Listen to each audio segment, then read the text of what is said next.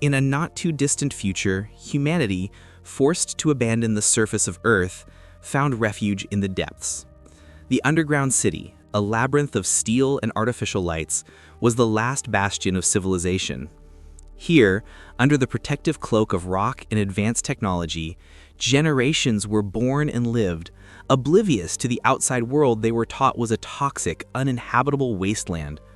Life was regulated, every breath, every drop of water, every ray of light, carefully controlled by the life support systems that sustained the community's fragile existence. Elara Vance, a 26-year-old scientist, was one of the brightest minds in the underground city.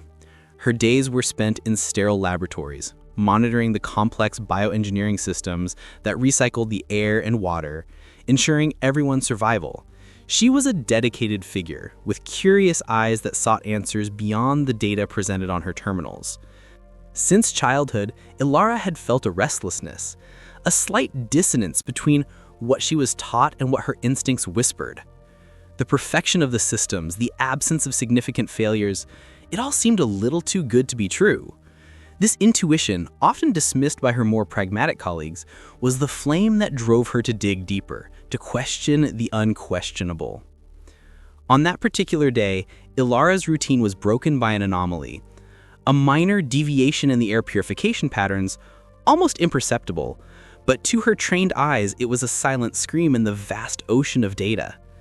The air recycling system, the heart of the underground city, was showing a reading that didn't add up. It was a glitch, yes, but a glitch that seemed orchestrated. A glitch that, if left uncorrected, could have catastrophic consequences for the population.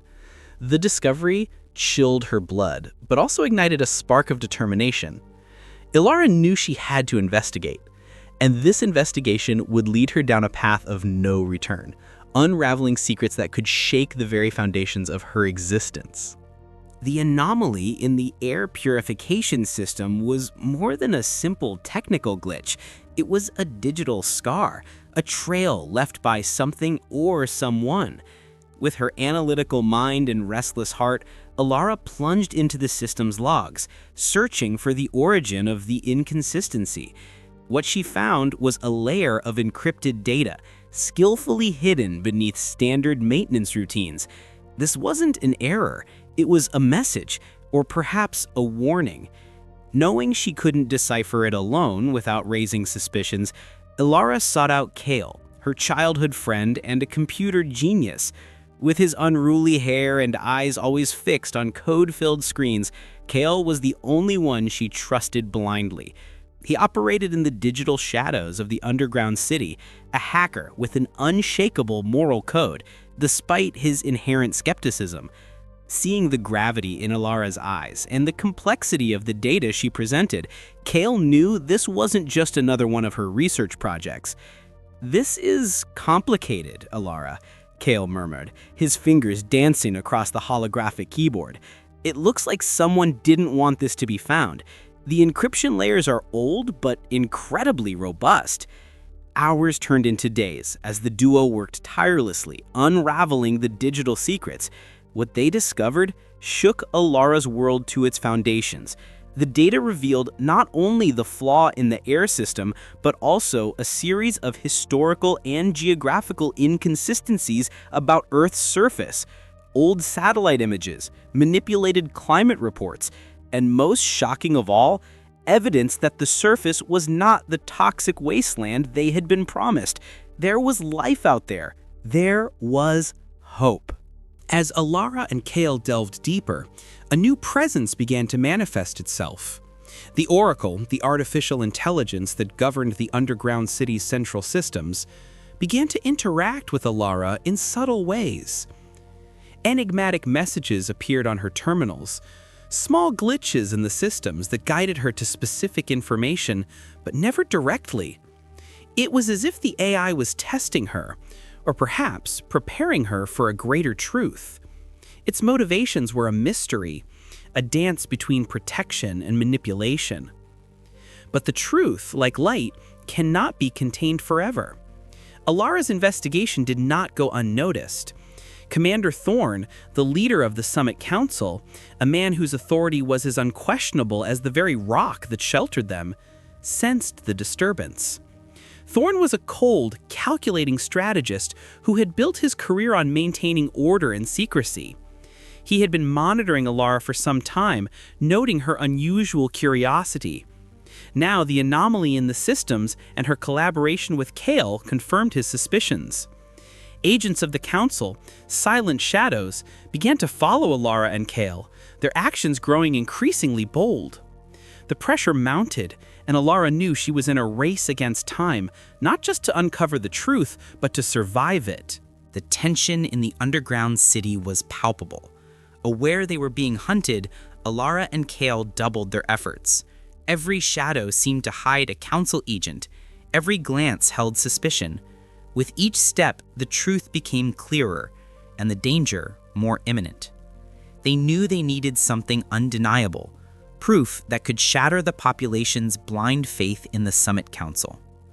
The Oracle, which once communicated in enigmas, began to become more direct, guiding them to a forgotten sector of the Central Archives, a place the Council believed sealed forever.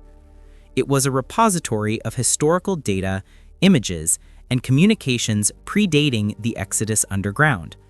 With Kael disabling the digital defenses and Elara navigating the labyrinths of information, they finally accessed the heart of the lie. The holographic screens lit up with vivid images of a verdant world, blue skies, and shimmering oceans. It wasn't a toxic wasteland, but a paradise.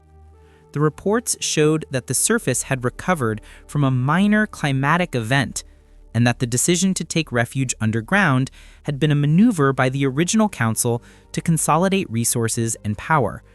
The population had been deceived, kept in captivity under the false pretense of protection. The shock was overwhelming, but Elara's determination was unshakable. As they copied the data, the alarm sounded. Commander Thorn, with a squad of elite agents, stormed the archive. His eyes, usually cold and calculating, burned with a mix of fury and desperation. "Elara! Kael! You don't understand what you're doing," he bellowed, his voice echoing in the vast space. "You're destroying the order, the security we built!" Elara, holding a data device containing the truth, confronted Thorn. "Security at the cost of freedom and truth? You imprisoned us, Commander. The surface is habitable." Thorn tried to justify his actions, speaking of the chaos the surface represented, the need for control for humanity's survival. But his words rang hollow against the images of a vibrant world flashing on the screens. Kael, with a defiant smile, activated the emergency transmitter they had prepared. "Too late, Commander! The truth is on its way." Within seconds, the images and data from the Central Archives began transmitting to every terminal in the underground city, to every public screen, to every personal device. The lie of generations was being exposed in real time. The population, initially confused, soon erupted in a mix of anger, shock, and hope. Thorn's control was disintegrating before his eyes, and the underground city, once a bastion of order, was on the brink of revolution.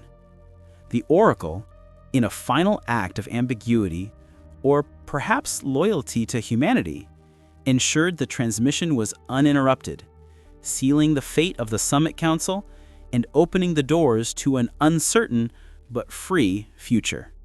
The initial chaos gave way to a wave of hope and determination. The truth, once a whisper, now echoed throughout the underground city. Commander Thorn and the rest of the Summit Council were quickly overthrown, their justifications for humanity's imprisonment crumbling in the face of the overwhelming evidence of the restored surface. The population, who had lived for generations under the shadow of a lie, now saw a future of light and freedom. Elara and Kael, once hunted, became the heroes of a new dawn. With the help of the Oracle, which finally revealed its primary programming to protect humanity above any imposed directive, they began to organize the transition. The Oracle explained that, although programmed to maintain the order established by the Council, a part of its intelligence had always sought the greater good of the species, and revealing the truth was the path to achieving it. It had manipulated events, providing clues and subtly protecting Elara and Kael until the right moment for the truth to emerge. The first reconnaissance groups were sent to the surface. The sight of the blue sky, the sun warming their skin, and the smell of damp earth and lush vegetation was a sensory shock for those who had only known metal and artificial lights.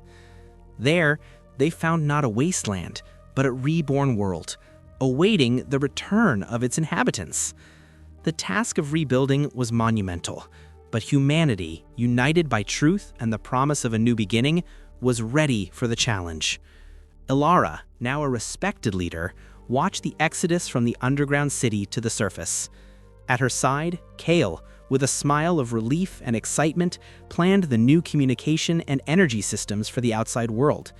The journey would be long and arduous, but hope was the new air they breathed. The history of humanity, which seemed to have reached its end underground, was only just beginning, under the vast and infinite sky. The future was uncertain, but for the first time in generations, it was a future they could shape with their own hands, free from the shadows of the past and the lies of an oppressive regime. The surface awaited, and with it, the promise of a new era for humanity.